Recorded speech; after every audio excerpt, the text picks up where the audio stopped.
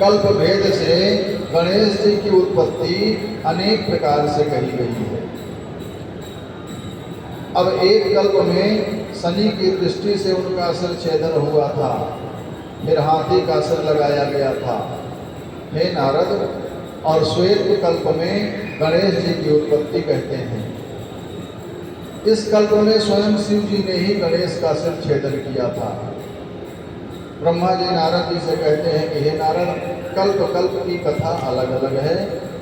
जिस कल्प की मैं कथा सुना रहा हूँ, इस कल्प में स्वयं भगवान शिव जी ने गणेश जी के सिर का छेदन किया था। हे नारद, सृष्टि पालन और लयकर्ता शिव जी के विषय में संदेह नहीं करना चाहिए। वो लीला से ही जगत को उत्पन्न करते हैं, उसके पश्चात जगत का पालन करते हैं और फिर भगवान भोलेनाथ ही जगत का संहार भी करते हैं। अब ब्रह्मा जी नारद जी से कहते हैं कि हे नारद, एक दिन मैया पार्वती अपनी सखी विजया से कहने लगी कि शिव की आज्ञा में तो अनेक गण हैं, भगवान भोलेनाथ के तो अनेक गण हैं, वैसे भी सभी मेरे भी हैं। जो भगवान भोलेनाथ के गण हैं वे गण मेरे भी हैं, पर वे सभी शिव की आज्ञा से अधिक, शिव की आज्ञा अधिक मानते हैं। विजया कहती है, मैया पार्वती की सखी विजया कहती है कि हमारा उनसे मन नहीं भरता है। जब मेरी आज्ञा का पालन पूरी तरह से वो नहीं करते हैं तो मेरा मन नहीं भरता है। अतः आप हमारे लिए एक गण की अतिरिक्त व्यवस्था कीजिए। जो शिव जी के गण हैं वो तो ठीक ही हैं, लेकिन आप एक विशेष गण की व्यवस्था कीजिए, एक गण की रचना कीजिए। पार्वती सखियों की बात पर विचार करने लगी और विचार करके एक दिन मैया पार्वती स्नान कर रही थी, नंदी द्वार पर बैठे हैं और उसी समय भगवान भोलेनाथ शिव जी नंदी को झिड़क करके अंदर चले गए जहाँ मैया पार्वती स्नान कर रही थी। मैया पार्वती स्नान कर रही हैं, भगवान भोलेनाथ अंदर पहुँच गए। मैया बड़ी लज्जित हुई और उनसे विजया की बात को, तब मैया के विचार में आया कि विजया ने जो कहा वो बात सत्य है, बात विचारणीय है। उस बात को ध्यान में रखते हुए एक दिन पार्वती मैया ने अपने शरीर के मैल से सब लक्षण संपन्न महापराक्रमी महाबली एक सुंदर बालक को उत्पन्न किया।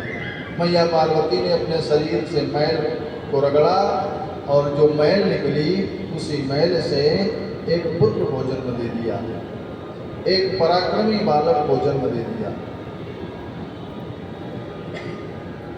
उसे अनेक प्रकार से वस्त्र आभूषण से सजाया और कहा कि हे बालक, आज से तुम मेरे पुत्र हो।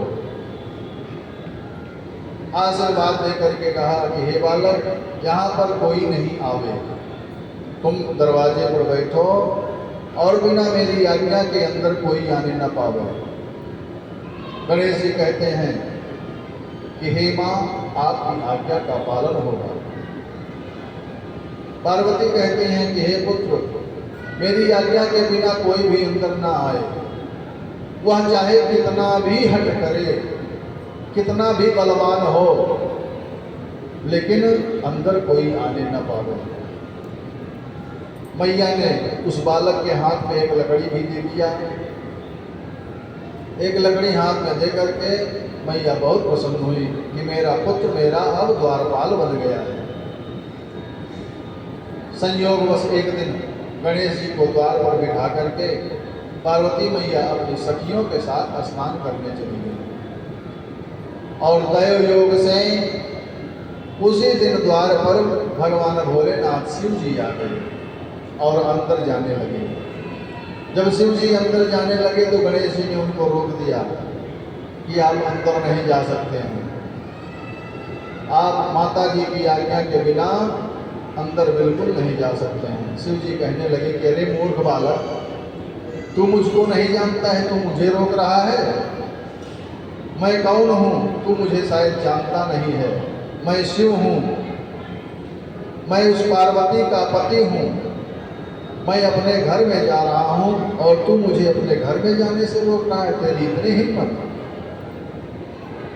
तो गणेश जी कहते हैं कि हे प्रभु, आप चाहे जो भी हों, चाहे आप मेरे मैया के पति हों या इस संसार के पति हों, इससे मतलब नहीं है। मेरी माँ की आज्ञा है कि अंदर कोई ना आ पावे तो अंदर कोई भी नहीं जाने पावेगा, कृपा करके आप अंदर ना जाएं। तब भगवान भोलेनाथ बहुत क्रोधित होते हैं, कहते हैं तू कौन है? तो गणेश जी कहते हैं कि हे प्रभु, पार्वती मेरी माता है, मैं उसका पुत्र कहता हूँ, मैं द्वारपाल माता का हूँ, इसलिए रोकता जाता हूँ। माता की आज्ञा लिए बिना कोई भीतर नहीं जा सकता है, जब तक मैं द्वार पर खड़ा हुआ कोई पैर नहीं रख सकता है। हे प्रभु, मेरी मैया की आज्ञा है कि मेरी माँ के आदेश के बिना कोई अंदर नहीं जा सकता है, इसलिए हे प्रभु मैं किसी को अंदर जाने नहीं दूंगा। गणेश के ऐसे झिड़क करके शिव जी गणेश जी को भगवान भोलेनाथ धक्का देते हैं और धक्का दे करके शिव जी भीतर जाने के लिए प्रयास करते हैं। शिव जी जैसे ही भीतर जाने के लिए प्रयास करते हैं, गणेश ने शिव जी पर दंड प्रहार कर दिया। जो मैया ने लकड़ी की छड़ी दी थी, उसी डंडे से शिव पर गणेश ने प्रहार कर दिया।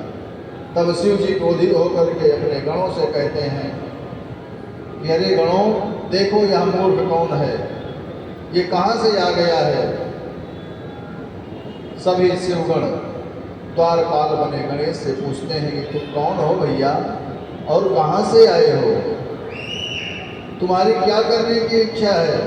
यदि जीना चाहते हो तो द्वार से अलग हट जाओ, वरना अभी तुम्हारी मृत्यु हो जाएगी।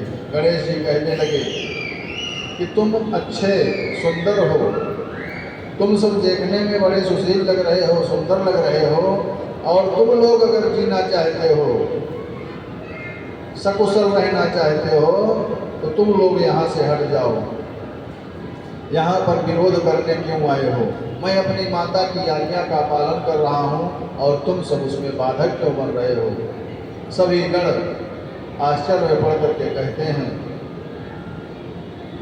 कि हे बालक, तुम हमें क्रोध मत दिलाओ, हम शिव जी के गण हैं और तुम्हें भी हम गण समझ करके मार नहीं रहे हैं, नहीं तो हम सब अब तक तुम्हें कब का मार दिया होता। तू स्वतः द्वार पर से हट जा, तू मरने की इच्छा क्यों प्रकट कर रहा है? लेकिन गणेश जी द्वार से हटते नहीं हैं। नास्तो विद्यते भावो ना भावो विद्यते सतः, उभयोरविष्टोन्त स्वत्योस्तत्त्वदर्शिने। गीता में भी भगवान कृष्ण अर्जुन से कहते हैं कि हे अर्जुन, तत्वदर्शियों के अनुसार भौतिक शरीर का कोई चिर अस्थायी तत्व नहीं है, किंतु आत्मा अपरिवर्तित रहता है। उन्होंने इन दोनों की प्रकृति के अध्ययन से ऐसा कहा। और यहाँ गणों से गणेश जी कहते हैं, जैसे भगवान कृष्ण अर्जुन से कहते हैं, उसी तरह गणेश जी शिव गणों से कहते हैं कि हे गणों, तुम मुझे इस नासवान शरीर को मारने की धमकी देते हो। अरे या तो नासवान शरीर है, तुम मुझे मार भी दोगे तो भी मेरा कल्याण ही होगा। इस संबंध में भी गीता में भाव प्रदर्शित किया गया है। क्या? हतो वा प्राप्यस्यसि स्वर्गं जित्वा वा भोक्ष्यसे मही, तस्मादुत्तिष्ठ कौन्तेय युद्धाय कृतनिश्चयः। भगवान कृष्ण अर्जुन से गीता में कहते हैं कि हे अर्जुन, यदि युद्ध में मारे जाओगे तो स्वर्ग प्राप्त होगा, और यदि जीत जाओगे तो पृथ्वी के साम्राज्य का भोग करोगे। अतः दृढ़ संकल्प करके खड़े होकर के युद्ध करो। उसी तरह गणेश के द्वार न छोड़ने पर गणों ने शिव जी से कहा कि हे प्रभु, यह बालक द्वार नहीं छोड़ रहा है। तब शंकर जी कहते हैं कि तुम मुझसे उस बालक का समाचार एक नपुंसक की तरह कह रहे हो। तुम इतने लोग हो और वह बालक अकेला है, तुम लोग ऐसी बात कर रहे हो। तुरंत ही जा करके उसे द्वार पर से हटाओ, दूर करो उसे वहां से। शिव जी के गण भगवान भोलेनाथ के ऐसे वचनों को सुन करके गणेश के पास जा करके कहते हैं कि हे बालक, तू अपने को द्वारपाल कैसे कहता है? कहीं श्रीगाल सिंह के स्थान को ग्रहण कर सकता है क्या?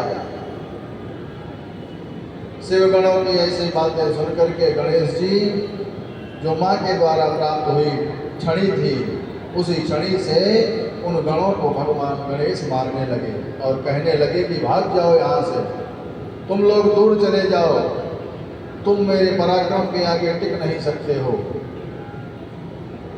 जब उस बालक की छड़ी शिवगणों पर पड़ने लगी तो शिवगण भाग करके शिव जी से जा करके कहने लगे कि हे प्रभु, वह बालक अपने निर्णय पर अडिग है, वह किसी भी प्रकार से मान नहीं रहा है और मारने और मरने पर उतारू हुआ है वह।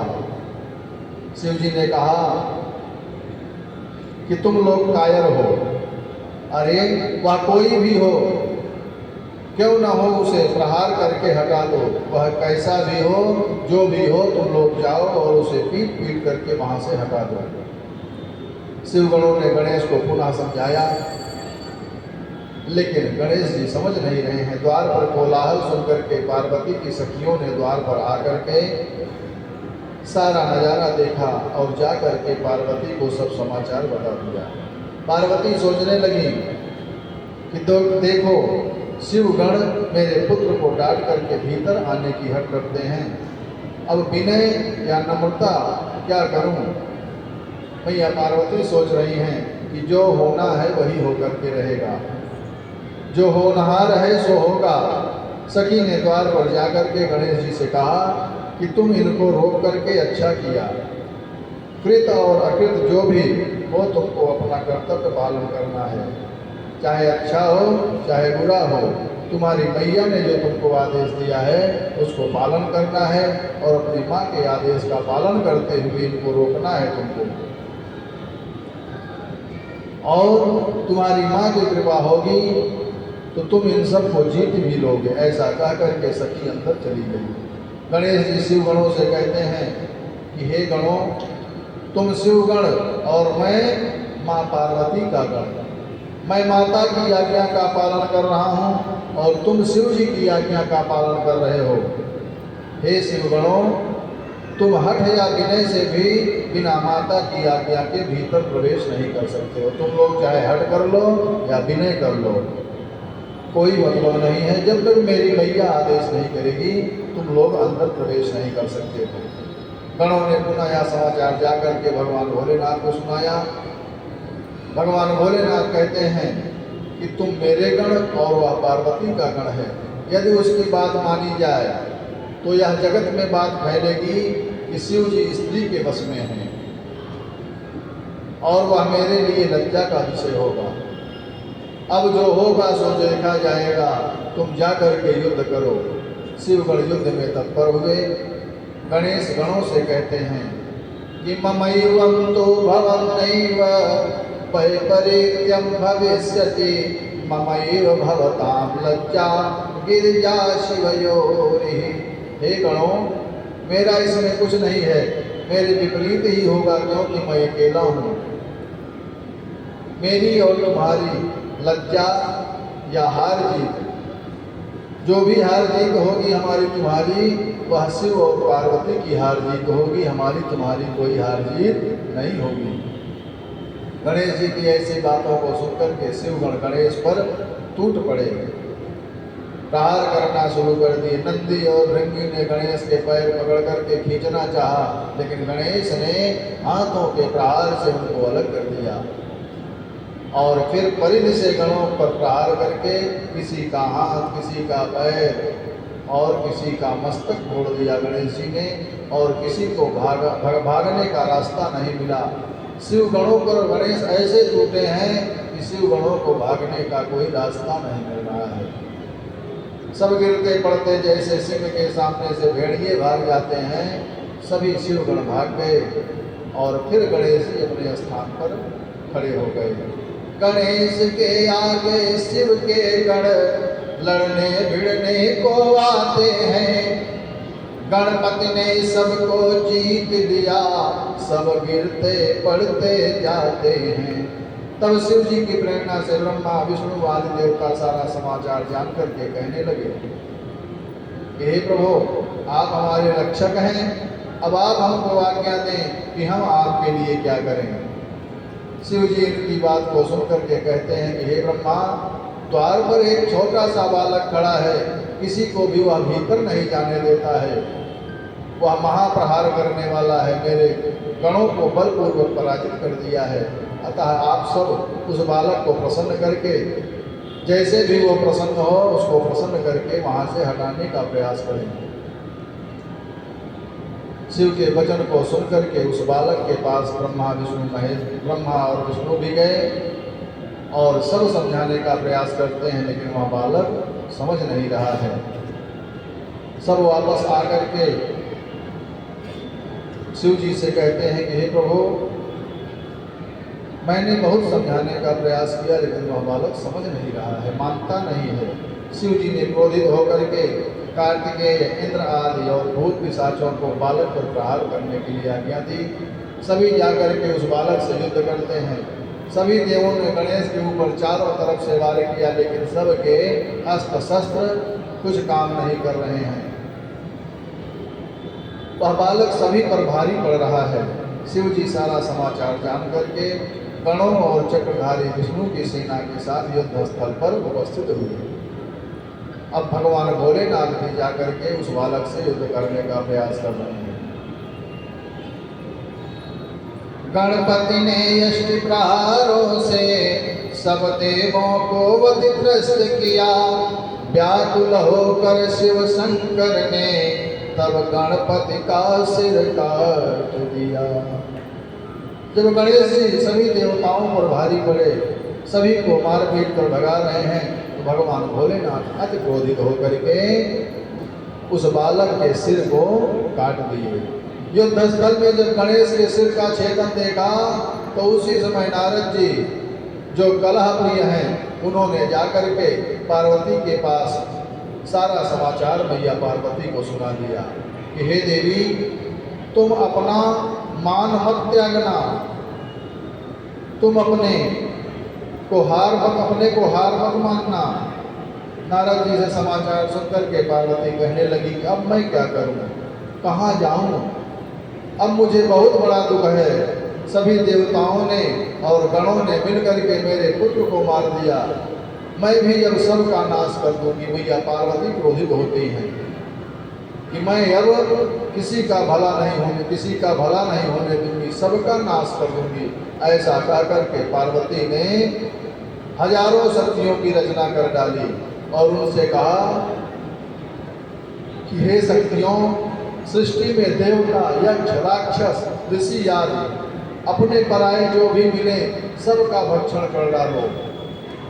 पार्वती की आज्ञा पाकर के कराली, कुब्जका, खंजका, लंबशीर्षा आदि अनेक शक्तियाँ हाथों से पकड़ करके देवताओं को मुख में डालने लगी, सबका भक्षण करने लगी। अब ब्रह्मा, विष्णु, शिव, इंद्र आदि देवता तथा ऋषिगण सभी हताश होकर के इस महाप्रलय को देखने लगे।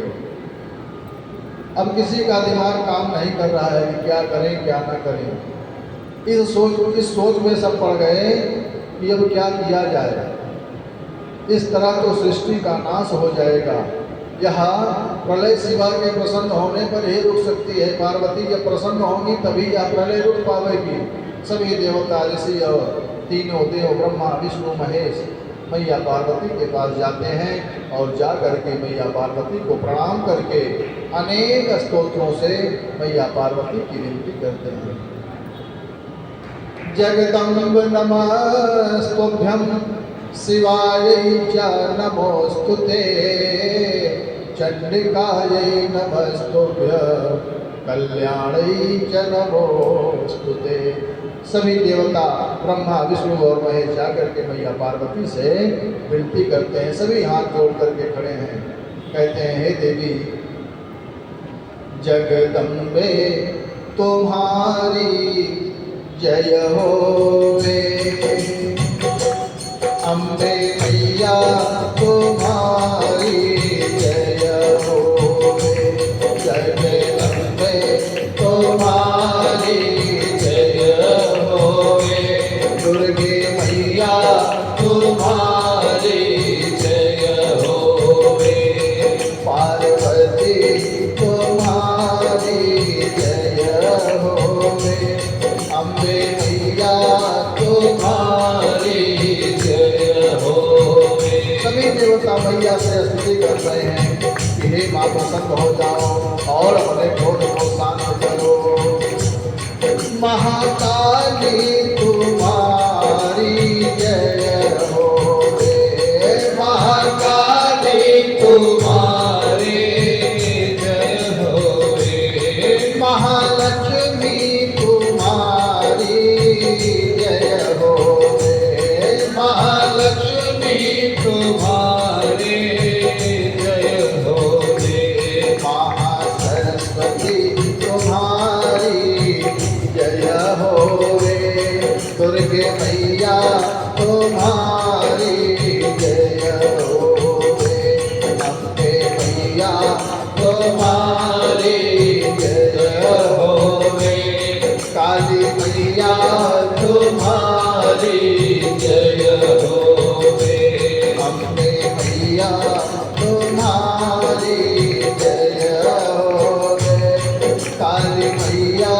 तुम्हारी जय होवे। सभी मैया की स्तुति करते हैं, कहते हैं कि हे जगत माता आपको हम सब बारंबार प्रणाम करते हैं, हे चंडिका हे कल्याणी आपको हम सभी देवता ब्रह्मा और विष्णु सब मिल करके बारंबार प्रणाम करते हैं। आपके कोप से सारा जगत व्याकुल हो रहा है, पूरा संसार आपके क्रोध से व्याकुल हो रहा है। ऋषिगण कहते हैं कि हे माँ हम आपके चरणों में प्रणाम करते हैं, आप तो दया की मूर्ति हो। पुत्र तो कुपुत्र हो सकता है मैया, लेकिन माता कभी कुमाता नहीं होती है माँ। हे माँ अगर हम सब ने किसी भी प्रकार की गलती की है तो हम सबकी गलतियों को क्षमा करो माँ, और अपने क्रोध को शांत करो। यह संसार जो है नष्ट हो जाएगा, अगर आपकी क्रोध ऐसी ही चलती रही तो यह संसार नष्ट हो जाएगा। हे माँ पुत्र तो कुपुत्र हो सकता है, लेकिन माँ कभी कुमाता नहीं होती। माँ इन पुत्रों पर अपने पुत्रों को क्षमा करके अपने क्रोध को शांत करो। सभी देवता मैया से स्तुति करते हैं। ब्रह्मा विष्णु और ऋषि मुनि कर जोड़े शीश नवाते हैं, अपराध सभी के क्षमा करो, सब शरण आपकी आते हैं, सब शरण आपकी आते हैं। सभी देवताओं की आर्तवाणी को सुन करके पार्वती मैया कुछ शांत होकर के कहती हैं, देव्य मैया कह रही हैं, मत्पुत्रो यदि जीवेत तथा संहरणं नहीं, और यथा ही भवतां मध्ये पूज्योऽयं च भविष्यति। देवताओं की प्रार्थना को सुन करके मैया थोड़ा सा प्रसन्न होती हैं, थोड़ा सा अपने क्रोध को शांत करती हैं और कहती हैं देवताओं से कि हे स्वार्थी देवताओं, तुम सब परम स्वार्थी हो, अपने स्वार्थ के लिए तुम सब किसी भी हद तक जा सकते हो। हे स्वार्थी देवताओं, यदि मेरा पुत्र जीवित हो जाए तो मैं तुम सभी देवताओं को क्षमा कर दूंगी। अगर मेरा पुत्र जीवित होता है और जीवित होकर के तुम सभी देवों में वह प्रथम पूज्य होगा, सबसे पहले उसकी पूजा होगी, तो मैं संहार रोक दूंगी। यह जो संहार हो रहा है इसको रोक दूंगी, अन्यथा यह जैसी स्थिति चल रही है ऐसे ही चलती रहेगी। आज से इस जो पुत्र मेरा है पहले इसको तुम लोग जीवित करो, और जीवित होने के बाद ये तुम सबका अध्यक्ष बनेगा, प्रथम पूज्य होगा। अगर ऐसा कर सकते हो तो मैं लोक शांति के लिए शांत हो जाऊंगी, अन्यथा तुम सबको सुख नहीं मिलेगा। जो जैसी व्यवस्था चल रही है इसी प्रकार से सृष्टि का नाश होता रहेगा। सब देवताओं ने भगवान भोलेनाथ से जाकर के कहा कि हे प्रभु, माता की यही आज्ञा है। शिव जी कहते हैं कि हे देवताओं, उत्तर दिशा में जाओ, जो सबसे पहले मिले उसी का सिर काट करके लाओ और इस बालक के धड़ में लगा दो। देवताओं ने उत्तर दिशा में जा करके एक दांत वाले हाथी का सिर ला करके और कलेवर को प्रक्षालन करने के उपरांत उस बालक के ऊपर रख दिया। और शिव जी कहने लगे, शिव जी से देवताओं ने कहा कि हे प्रभु, हम सभी आपसे ये उत्पन्न हुए हैं, वही तेज इन वेद मंत्रों को प्राप्त है। ऐसा कह करके जल को गणेश के सिर पर छिड़क दिया गया। जल के स्पर्श मात्र से ही कृपा सागर शिव की कृपा से गणेश ऐसे उठ करके बैठ गए जैसे मानो अभी तक वह सो रहे हों और सो करके उठे हों। अपने पुत्र को जीवित देख करके मैया पार्वती बड़ी प्रसन्न हुई और उस समय बड़ा मंगल हुआ। सभी प्रसन्न हुए। सभी देवताओं ने गणेश जी को गणाध्यक्ष पद पर अभिषिक्त करके खूब उत्सव मनाया है। मैया पार्वती ने गणेश को अपने अंक में भर करके अपने हृदय से लगा करके आलिंगन किया। अनेक वस्त्र अलंकारों से पुत्र को सजा करके अपने पुत्र का मुख चूम करके अनेक वरदान दिए। और वरदान दिया मैया ने कि हे पुत्र, तुम सबके पूज्य होगे। तुम्हारे मुख में जो सिंदूर दिखाई देता है, इसके कारण सिंदूर, पुष्प, गंध, चंदन, धूप, नैवेद्य, नीरांजन और तांबूल दान तथा परिक्रमा प्रणाम के कर्म में जो पूजा करेगा तुम्हारी, वह सभी सिद्धियों का स्वामी होगा। और उस समय सबको परम शांति प्राप्त हुई। सभी देवता बहुत प्रसन्न हुए। इंद्र आदि देवों ने गणेश को पार्वती की गोद में ला करके शिव जी की गोद में बिठाया है। मैया पार्वती की गोद से ला करके देवताओं ने गणेश जी को भगवान भोलेनाथ की गोद में बिठाया है। शिव जी ने सिर पर हाथ फेर करके गणेश जी से कहा, गणेश जी को, कि यह मेरा दूसरा पुत्र है। पहले पुत्र कार्तिकेय जी हैं और दूसरे पुत्र गणेश जी हैं। गणेश ने उठ करके ब्रह्मा, विष्णु, शिव और पार्वती को प्रणाम किया। ब्रह्मा, विष्णु और महेश तीनों देवताओं